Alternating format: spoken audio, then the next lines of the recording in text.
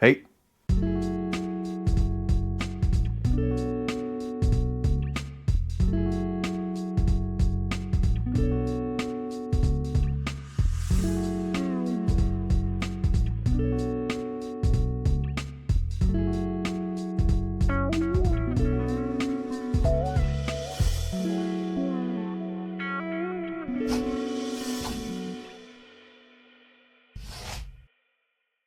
How's it going, everybody? My name is Jaden, and I'm currently building out this 40-foot school bus into my full-time off-grid home. This is going to be episode 2 of my weekly update series where I'm going over all the little projects I've done in the last week or two in the bus that I haven't entirely dedicated a specific video on, just to keep you guys updated and in the loop on a regular basis. If you like this kind of thing, let me know in the comments and make sure to subscribe so you can keep up to date with all the new and interesting things I'm doing in the bus. But with that, let's go ahead and jump into it. So really the last week is where I really dialed in and committed a lot of time and effort to getting ready to do my wiring for my electrical setup.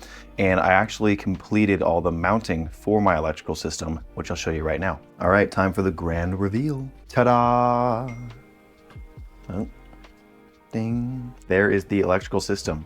Obviously it's not wired up yet or really doing anything except sitting there looking all nice and fancy, but there it is. This took a lot of planning to get here. Months and months and months and months and months of just thinking and going on the computer, watching YouTube videos, making notes, watching more YouTube videos, getting frustrated. I was able to finally land on all this. Now I'll give you guys a really brief run through of this. I'm putting out another video here pretty soon of actually mounting this system, and it's going to go over what all the components are, what each component's function is, and I'll go over a total price tag for the components as well in that video, so make sure to stay tuned and check that one out. But just for your brief overview for this video, I have 3 48 volt 100 amp hour batteries that equals up to 100 amp hours of storage each times 3, so 300 amp hours or a little over 15,000 watt hours of electrical storage in these batteries. So it's pretty beefy. For my inverter, I went with the Multi Plus from Victron. As you can kind of see a theme with the Victron components here.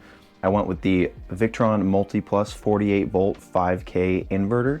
This thing's whole job is to convert the 48 volts from my battery bank to 120 volt power to power all my home outlets, mini split, washer dryer combo, or anything else I would need to run off of a standard 120 volt power. This little guy is pretty similar, but it actually converts the 48 volts down to 12 volts to power my 12 volt fuse block for my lights, my max air fans, water pump, water heater, fridge, and anything else I have on 12 volt. This is the Victron Orion DC to DC converter. I have the Victron Smart Solar MPPT 250-100 charge controller. This thing's whole job is to turn the 130 to 140 volts of solar that I have up on the roof into a chargeable voltage for my battery bank. And for my bus bars and my inner system distribution, I have the Victron Lynx distributor. This thing's whole job is to push power and pull power from my various loads and chargers throughout the system. This enclosure is a 4 foot by 3 foot by 3 foot tall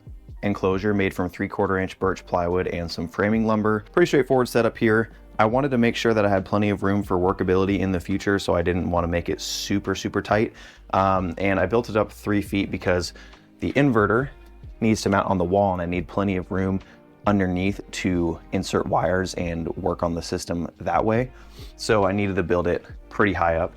And my bed's gonna be laying right on top of this, so I wanted a raised bed platform anyway. I was already planning on having a bed platform at about this height, so worked out pretty well. Coming from a background of no electrical experience whatsoever, the hardest part of this has been sizing wires and fuses, which now that I've done it, I understand it a bit better, but going into it essentially blind was pretty challenging. This enclosure will have some sort of wall here to close it off, of course. I need to figure out what that is gonna look like and how I want to be able to access this in the future, so that's probably not gonna happen for a while.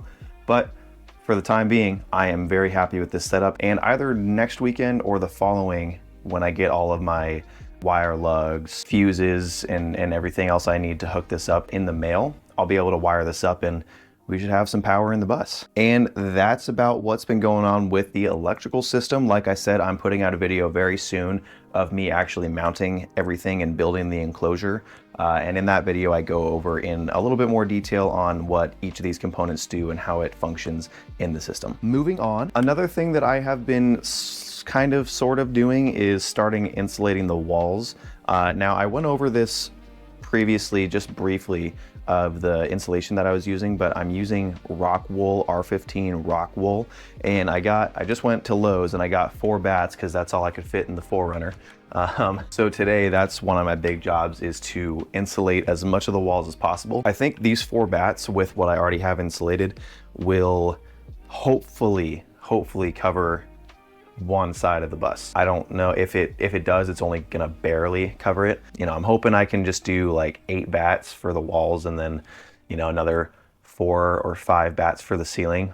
We'll see. Compared to doing something like spray foam insulation, it's not as expensive, but it's still kind of up there. And I'm gonna make a separate video on the whole installation process, and in that video I'll go over in more detail why I landed on using rock wool over different alternatives like spray foam or fiberglass. So stay on the lookout for that. So that's it for this little weekly update video. Pretty short and sweet, I know. It's been a lot of thinking, a lot of mental work for the last couple weeks, not as much physically doing, but now that I've done all the mental footwork, we're finally getting into actually getting some stuff done, which is super exciting. If you're interested in this kind of thing and want to stay up to date with all the progress that I'm making on the bus, go ahead and subscribe. I'm also doing a build series, kind of short form type of series on TikTok and Instagram, so make sure to go follow me on those as well, and I'll see you in the next one. Thanks for watching.